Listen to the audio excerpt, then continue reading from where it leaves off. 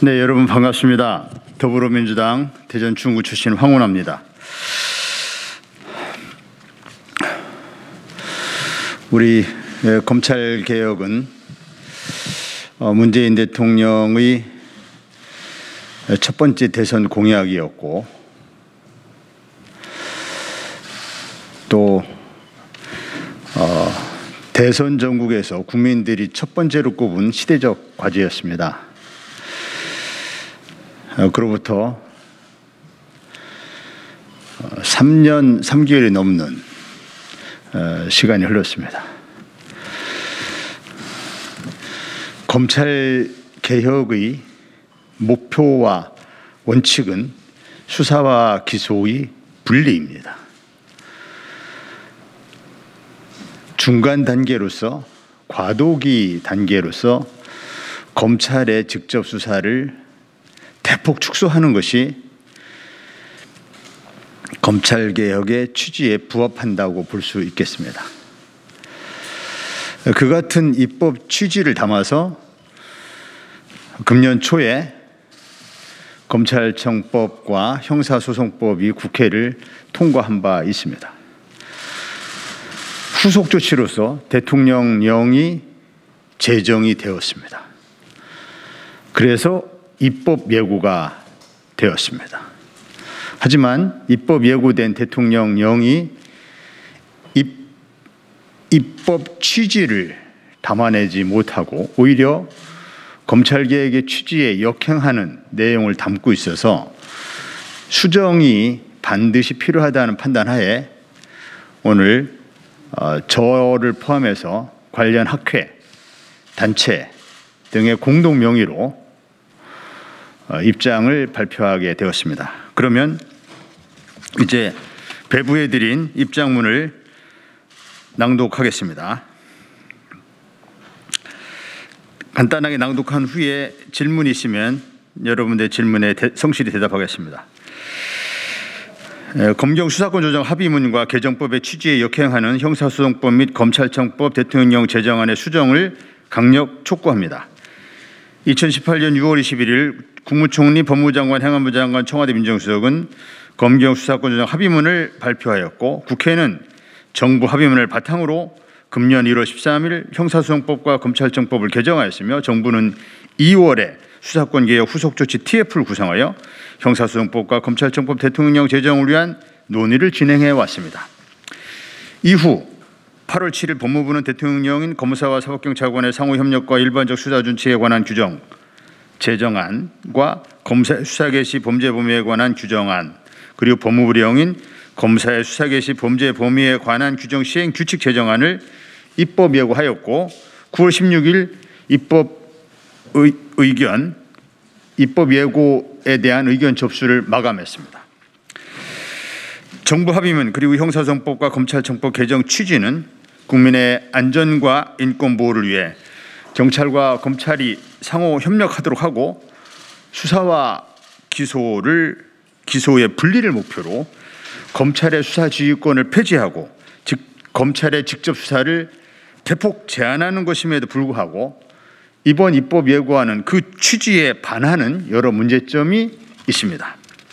이러한 문제점에 대해 경찰위원회, 경찰청장 이하 현장 경찰관들과 직장협의회, 경찰청 공무원 주무관 노동조합뿐만 아니라 참여연대, 민주사회를 위한 변호사 모임, 관련 학회 등 사회 각계에서 우려의 목소리가 나오고 있음에도 이를 논의하기 위한 공청회조차 한번 열지 않은 법무부의 태도에 깊은 유감을 표합니다. 이에 국회의원 황운하, 대한민국 공무원 노동조합 총연맹, 국가공무원 노동조합, 경찰청 공무원 노동조합, 경찰청 주무관 노동조합, 경찰직장협의회 비상대책위원회, 경찰 관련 7대 학회는 공동으로 대통령령 입법안의 수정을 촉구하며 다음과 같이 입장을 발표합니다. 첫째, 검사의 수사 개시 범죄 범위와 관련한 내용입니다.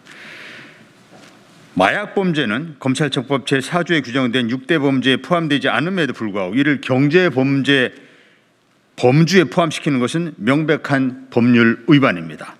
수사 개시 범위에 마약류의 수출입 관련 범죄를 포함할 경우 검찰청법 제4조 제1항 제1호 다목의 직접 관련성 있는 범죄와 결합하여 모든 마약류 범죄까지 확대되어 검찰의 직접 수사 축소라는 법 개정 취지에 크게 어긋나게 됩니다. 또한 사이버 범죄는 인명피해를 전제로 하는 대형 참사와 무관한 범죄입니다. 그럼에도 불구하고 대형 참사에 사이버 범죄를 포함시켰습니다. 이것은 위임입법의 한계를 명백히 초과하는 것이고 이로 인해서 검사의 직접 수사 범위가 부당하게 확대될 우려가 매우 크다고 볼 수 있겠습니다. 이와 같이 개정 검찰청법 제4조에 따라 대통령령에서 중요 범죄의 기준을 명확히 정해야 하나 이를 위배하여 법무부령에서 중요 범죄의 세부 기준을 설정하였습니다. 직접 수사의 범위를 유지 확장하고자 하는 당사자인 법무부, 검찰 측에게 자의적인 변경 권한을 부여함으로써 향후 개혁의 취지를 퇴보시킬 우려가 매우 크다고 볼 수 있겠습니다. 또한 일부 범죄의 경우는 지방검찰청 검사장이 수사 개시가 필요하다고 판단한 경우 직접 수사 지휘를 할 수 있도록 하여 검찰의 직접 수사를 지향한다는 취지에 부합하지 않습니다. 두 번째, 일반적 수사 준칙과 관련입니다.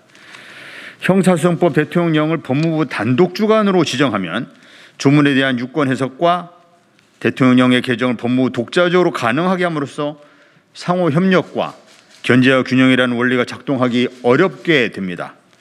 따라서 행정안전부와 법무부의 공동 주관으로 수정해야 합니다.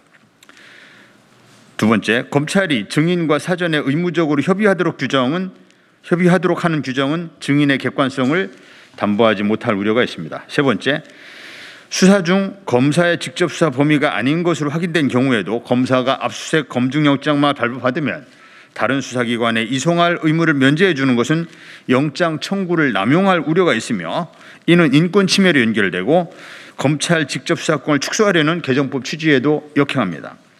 네 번째, 개정법에 의하면 경찰에 1차적 수사 종결권을 부여하면서 경찰의 불송치 결정 시 검사는 90일 이내에 재수사를 요청할 수 있도록 했으나 대통령 제정안은 검사의 재수사 요청권을 넘어 법이 없는 사건 송치 권한을 부여함으로써 경찰의 수사 종결권을 사실상 형해와 무력화하고 90일 이후에도 언제든 재수사 요청이 가능하도록 하여 언제든 피의자로 재전환될 수 있게 규정하였습니다. 이는 법률에서 정한 재수사 요청의 범위를 넘는 위법한 내용입니다. 다섯째, 경찰의 불송치 결정 시 이의 신청 기간을 제한하지 않아서 피고 소인 등 사건 관계인의 법률적 지위가 장기간 불안정해질 위험성이 있으므로 이의 신청 기한을 합리적인 범위로 제한하는 규정을 신설해야 합니다. 여섯 번째, 일부 언론에 보도된 바 있습니다만 수사 개시 간주 사유에 출석 조사를 포함한 것은 피혐의자가 출석 조사를 받기만 해도 피의자 신분이 됩니다. 이는 무분별한 피의자 양산으로 이어지므로 인권 침해 우려가 매우 크다 볼 수 있겠습니다. 삭제해야 합니다. 일곱 번째, 수사 준칙에 관한 규정 제48조는 수사 경합 시 검사의 영장 청구, 경찰의 영장 신청의 시점을 기준으로 판단하도록 되어 있어 수사의 우선권을 가지기 위해서 두 기관이 영장 청구를 남용할 우려가 매우 크다 볼 수 있겠습니다. 크게 세 번째입니다. 개정 형사소송법의 검사 작성 피의자 신문조서 조항 시행일 관련입니다. 개정 형사법과 검찰청법은 2020년 1월 1일부터 시행됩니다. 검사 작성 조서의 증거 능력을 개선하는 조항의 시행은 이보다 1년 더 유예되어 2022년 1월 1일부터 시행됩니다.